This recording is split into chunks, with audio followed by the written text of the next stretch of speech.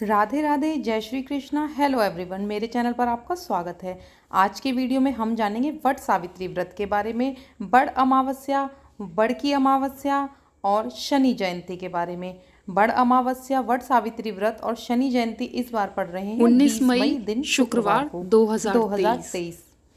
तो अब हम बात करते हैं वट सावित्री व्रत की। सबसे पहले वट सावित्री व्रत हर स्थान पर अपने अपने रीति रिवाजों के अनुसार मनाया जाता है। कई जगह पर इस व्रत को पूरा दिन निराहार और निर्जल रहकर किया जाता है और अगले दिन व्रत का पारण किया जाता है। कई जगह पर इस व्रत का पारण शाम के समय कर लिया जाता है, लेकिन कई जगह पे इस व्रत का पारण वट वृक्ष की पूजा के बाद कर लिया जाता है। यानी वट वृक्ष की पूजा के बाद या तो मीठा भोजन कर लिया जाता है, या फलाहार कर लिया जाता है, या फिर नमक वाला खाना भी खा लिया जाता है, यानी कि अन्न ग्रहण कर लिया जाता है। तो ये क्षेत्र के अनुसार अपने अपने रीति रिवाज होते हैं जो बदलते रहते हैं। तो आपके यहाँ पर जिस तरह से है आप उसी तरह से करेंगे। यदि आप पहली बार इस व्रत को कर रहे हैं तो इसके कुछ नियम होते हैं। व्रत विधि बहुत आसान व्रत विधि, सिंपल व्रत विधि जो है मैं आपको बताती हूँ। वो इस प्रकार से है। सबसे पहले स्नान आदि से निवृत्त होकर आपको नए वस्त्र धारण करने चाहिए। नए वस्त्र में भी लाल गुलाबी रंग हो तो अति उत्तम है। काले या नीले रंग के इस तरह के वस्त्र पहनने से आपको अवॉइड करना चाहिए। ये व्रत ठीक उसी तरह से रखा जाता है जैसे करवा चौथ का व्रत रखा जाता है। सुहागिन महिलाएं इस दिन 16 श्रृंगार करती हैं। जो भी श्रृंगार आप करते हैं, यदि पहली बार आप ये व्रत कर रहे हैं तो कहा जाता है कि मायके से आए हुए सामान से ही श्रृंगार करना चाहिए। यदि पॉसिबल है तो मायके में करें, नहीं तो अगर आप दूर रहते हैं तो मायके के जो सामान है आप उनसे अपना श्रृंगार करें। बाकी आपके यहाँ पर जैसी रिवाज है आप उस तरह से भी कर सकते। तो सबसे पहले है कि जो पूजा की जाती है इसमें निर्जल पूजा की जाती है, यानी कि जब तक आपको जल भी ग्रहण नहीं करना होता है, जब तक कि आप पूजा नहीं कर लेते हैं वट वृक्ष की। तो कोशिश कीजिएगा कि सुबह सुबह सबसे पहले स्नान आदि करके श्रृंगार करके आप अपने आसपास देखें कि वट वृक्ष कहाँ है, मंदिर में है या आसपास कहीं पे है, तो आपको वहाँ जाकर पहले पूजा करनी चाहिए वृक्ष की। यदि आपके आसपास वट वृक्ष नहीं है तो आपको एक टहनी मंगाकर पहले से ही रख लेनी चाहिए। वट वृक्ष की टहनी मंगाकर आप उसकी घर में भी पूजा कर सकते हैं। कहने का मतलब यह है कि वट वृक्ष का होना इस पूजा में अनिवार्य है। इसका कारण, दो कारण हैं। एक तो वट सावित्री व्रत, जैसा कि नाम से ही पता है, माता सावित्री ने यह व्रत सत्यवान के लिए किया था। अपने पति के प्राणों की रक्षा उन्होंने इस व्रत के प्रभाव से अपने पति के प्राणों की रक्षा की थी और यमराज को भी उनके आगे हार माननी पड़ी थी। यमराज ने भी उनके पति के प्राण बख्श दिए थे। दूसरा कारण यह है कि वट वृक्ष की जो उम्र होती है ना, वह काफ़ी लंबी होती है। वट वृक्ष हजारों साल तक जीवित रहता है। इस कारण से भी महिलाएं अपने पति की लंबी उम्र के लिए, अपने पति की सौभाग्य के लिए, तरक्की के लिए, उन्नति के लिए यह व्रत करती हैं। तीसरा कारण इसका यह है कि वट वृक्ष में त्रिदेव निवास करते हैं, यानी कि ब्रह्मा विष्णु महेश निवास करते हैं। साथ ही माता लक्ष्मी का निवास भी इस वृक्ष में होता है। इस कारण से भी वट वृक्ष की पूजा की जाती है। तो अब अगर यदि आप वट वृक्ष का पूजन कर रहे हैं, घर पे कर रहे हैं या बाहर कर रहे हैं, तो सबसे पहले पूजन विधि इस तरह से है कि आपको सबसे पहले उसमें को सींचना होता है। हम किसी भी देव वृक्ष की पूजा करते हैं जो कि पूजने वाले वृक्ष होते हैं, यदि जब हम उनकी पूजा करने जाते हैं तो सबसे पहले जल से सींचा जाता है। तो सबसे पहले आपको जल देते हुए परिक्रमा करनी है और कोशिश करें कि आप मिट्टी के बर्तन में जल लेकर जाएं और जल गिराते हुए आपको परिक्रमा करनी है। कम से कम एक परिक्रमा तो आपको जल गिराते हुए करनी है। जल सींचने के पश्चात आपको तिलक करना है। तिलक में आपको हल्दी ज़रूर शामिल करनी है। हम शुभ कार्यों में हल्दी ज़रूर शामिल करते हैं, ये अति शुभ होती है। उसके बाद सिंदूर से तिलक करें, चावल चढ़ाएं और भोग में आप जो ऋतु फल होते हैं जैसे कि आम होता है, तरबूज, खरबूज जो इस समय सीज़न में चल रहे हैं, वे चढ़ाए जाते हैं। अब आती है कहानी सुनने की बात। कहानी सुनते समय आपको याद रखना है कि आप आज ही, यानी कि एक दिन पहले ही रात को चने भिगो कर रखेंगे। हर जगह की अपनी रिवाज होती है, पर ज़्यादातर जगह पे चने हाथ में लेकर, कच्चे चने जो होते हैं रात के भीगे हुए, उन्हें हाथ में लेकर कहानी सुनी जाती है। कई जगह पर जब परिक्रमा की जाती है तो जितनी परिक्रमा की जाती है उतने ही चने हाथ में लेकर परिक्रमा करते हैं। हर एक परिक्रमा के बाद एक चना वट वृक्ष की जड़ में चढ़ाया जाता है।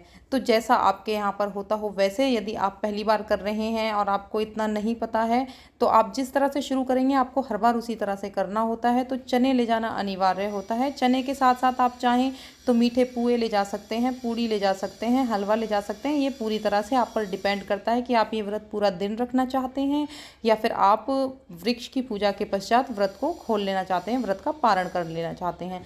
तो जब परिक्रमा आपकी हो जाएगी, आपने तिलक कर दिया है, आपने कहानी सुन ली है, उसके बाद आपको कच्चे सूत से या कलावे से परिक्रमा करनी होती है वृक्ष की, और सूत लपेटना होता है। तो यदि आप पे थोड़ा ज़्यादा सूत है तो आप 3 चक्कर या 7 चक्कर परिक्रमा कर सकते हैं। यदि सूत या कलावा कम है तो किसी टहनी में आप 5 बार या 7 बार लपेटने के बाद 5 या 7 परिक्रमा अलग से भी कर सकते हैं। वैसे तो 108 परिक्रमा बताई जाती हैं किसी भी वृक्ष की जब हम पूजा करते हैं, परंतु उतना ना हो सके तो 3, 5, 7, 11 इस तरह से आप परिक्रमा कर सकते हैं। और जब आपकी पूजा हो जाती है, जब आपने भोग लगा दिया है, कहानी सुन लें, उसके बाद आपको वहाँ थोड़ी देर बैठकर वट वृक्ष की पंखे से हवा करनी होती है। पंखा कोशिश कीजिएगा जो बांस से बना हुआ होता है उस वाले पंखे से आप वट वृक्ष की हवा करें। और यदि ऐसा ना पॉसिबल हो तो गत्ता ले जा सकते हैं या कागज़, थोड़ा सा मोटा कागज़ ले जाकर भी आप हवा कर सकते हैं। इसका कारण ये है कि जब माता सावित्री अपने पति के प्राणों की रक्षा के लिए व्रत कर रही थी, उन्होंने वट वृक्ष के नीचे बैठकर उसी पंखे से, बांस के पंखे से ही हवा की थी वहाँ पर बैठकर। उस हवा में इतनी शक्ति थी कि यमराज भी उनके पति को नहीं ले जा पा रहे थे, पास नहीं आ पा रहे थे। तो इस कारण से ऐसी मान्यता है कि वट वृक्ष की हवा की जाती है और फिर वही पंखा वापस से हम घर लाते हैं और अपने पति की हवा करते हैं और अपने पति के सौभाग्य के लिए, उन्नति के लिए कामना करते हैं। साथ ही जब आप पूजा कर लें तो पूजा में रही कमियों के लिए भगवान से प्रार्थना करें, क्योंकि वट वृक्ष में त्रिदेव का निवास होता है। उन्हें प्रणाम करने के बाद आपको घर आ जाना चाहिए और घर आने के बाद यदि आप चाहें तो बायना निकाल सकते हैं। ये आप चाहें तो वट वृक्ष की जब पूजा करने जाते हैं तब भी साथ ले जाके जा सकते हैं, या फिर आप घर पर भी आकर बायना निकालना होता है कि जब आप व्रत का पारण कर रहे होते हैं, क्योंकि आपने सुहाग के लिए व्रत किया होता है, तो सुहाग की चीज़ें दान करना, जिसमें कि आप चाहें तो 2 आप पंखे ले सकते हैं। एक पंखा तो आपको, जिससे आप हवा कर रहे हैं, वो पंखा तो आपको घर ही लाना है। दूसरा पंखा यदि आप दान करना चाहते हैं तो दान की चीज़ें आप अलग से भी ले जा सकते हैं और वहाँ वट वृक्ष के नीचे उन्हें पूजने के बाद आप दान कर सकते हैं, या फिर आप घर पर भी आकर दक्षिणा के साथ सुहाग की चीज़ें और वो जो पंखा होता है जिसे बीजना भी बोला जाता है, उसे आप दान कर सकते हैं।